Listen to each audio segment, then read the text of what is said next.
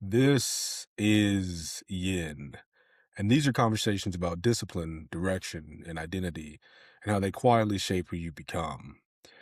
There's something happening in the world right now that most people haven't fully processed.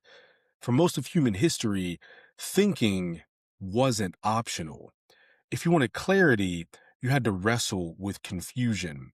If you wanted direction, you had to sit with uncertainty.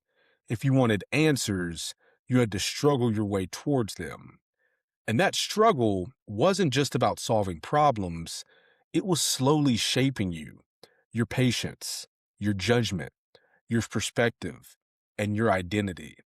But now we're entering a world where thinking is becoming optional. You can generate ideas instantly. You can outsource decision making. You can skip the uncomfortable part of the unknown. And at first, that feels like progress. However, it raises a question that I don't think we're talking about seriously.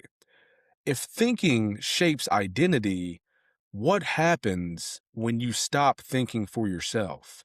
Because this isn't just changing how we work, it's quietly changing who we become. For a long time, identity was built around what you could do. Your skills separated you. If you could write well, that meant something. If you could analyze, strategize, design, those abilities shaped your opportunities. Your skills became part of your identity. You weren't just someone who wrote, you were a writer. You weren't just someone who solved problems, you were a problem solver. But something is shifting because skills are becoming easier to replicate. AI can write, AI can analyze, AI can generate ideas, build plans, design, and strategize. And let me state this before we go any further. This isn't about fear. It's about identity. But if the skill is no longer what separates you, then what does? Well, it becomes about how you think, how you decide, how you choose when there isn't a clear answer. But here's where it gets more complicated because the same tools that remove the importance of skills also begin influencing how we think. You're not just outsourcing execution anymore, you're outsourcing interpretation. You're outsourcing perspective. You're outsourcing the slow process of forming your own ideas. And at first, that doesn't feel like a loss. It feels like leverage. It feels like efficiency. It feels like progress. But if you're not careful, you stop developing the very thing that makes you unique because skills used to separate us.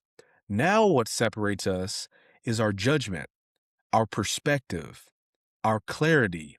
And those things are built slowly through thinking and through uncertainty and through wrestling with ideas.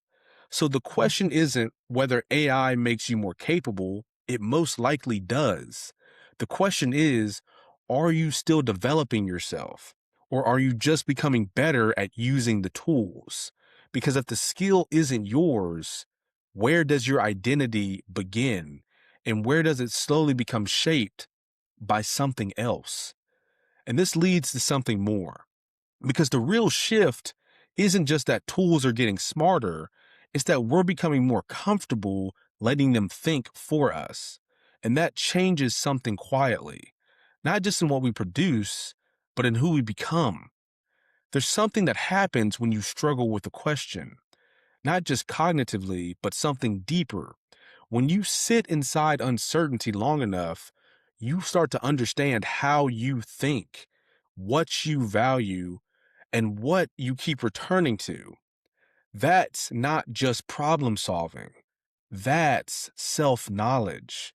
And self knowledge is the foundation of identity because you can't know who you are without knowing how you think.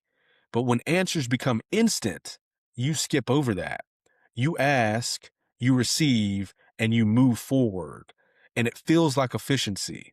but something is missing because the process you skipped wasn't just a means to an end, it was formative. Clarity you earn feels different than clarity you receive. Earned clarity sticks. Borrowed clarity fades. And when you constantly borrow it, something quietly starts to happen.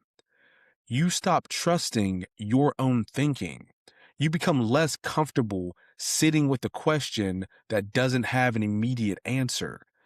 You start to feel like you need the input before you can form the opinion.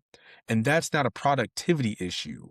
That's an identity issue because who you are is inseparable from how you think. And if you're not doing the thinking, who is? Or in this instance, what is?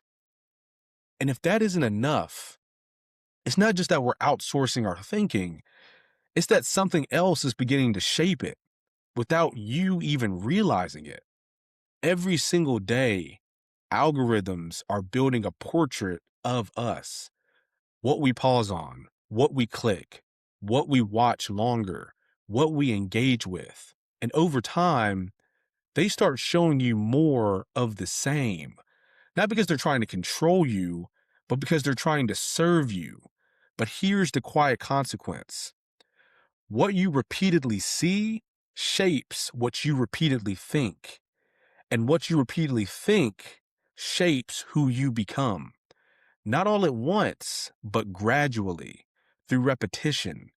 And if you're not careful, you don't consciously choose your identity. You end up inheriting it from what you're shown, from what gets reinforced, from what you're repeatedly exposed to. This is where things become uncomfortable. Because when thinking becomes optional and exposure becomes curated, identity becomes programmable. It was supposed to be something you were always in the process of becoming, but that requires questioning what you already believe, seeking out new challenges, choosing discomfort over familiarity. And the algorithm isn't designed to do that. It's designed to keep you comfortable, to give you more of what you already are, which means it's not your enemy, but it's also not your ally. Not if you're trying to become something more than what you already are. This needs to be stated again. Technology isn't the problem. AI isn't the problem. Efficiency isn't the problem. But unconscious identity is. Because the more powerful the tools become, the more important it becomes to stay intentional, to think deliberately, to challenge assumptions, and to define who you are before something else quietly does it for you. Because the future won't just be shaped by technology, it will be shaped by the people who still choose to think. Because in a world where everything is becoming optional, the people who still choose it are becoming a different kind of rare. I want you all to do 3 things for me this week. First, catch yourself before you outsource your thinking.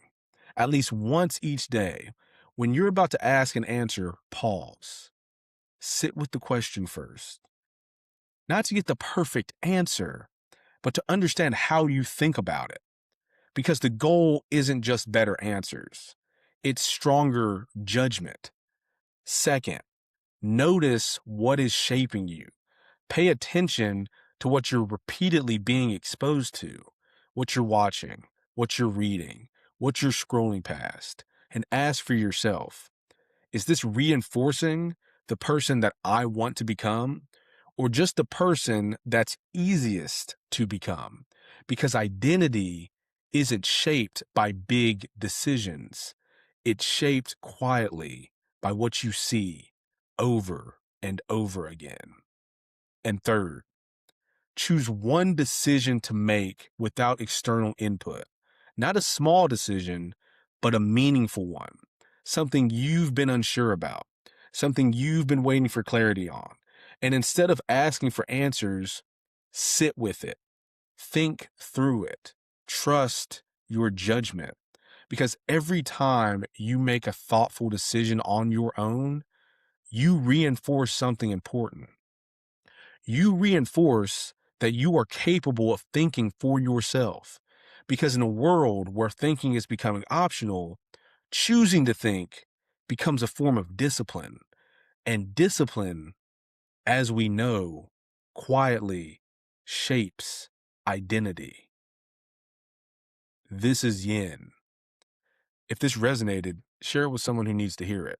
Not everyone, just someone who's ready. You can find Yin Worldwide Podcast on Instagram, TikTok, and YouTube. And if you want to go deeper, visit our website at liveyin.com. That's www.liveyin.com. Subscribe if you're committed to the work. If not, that's fine too. This isn't for everyone. Remember, move with intention.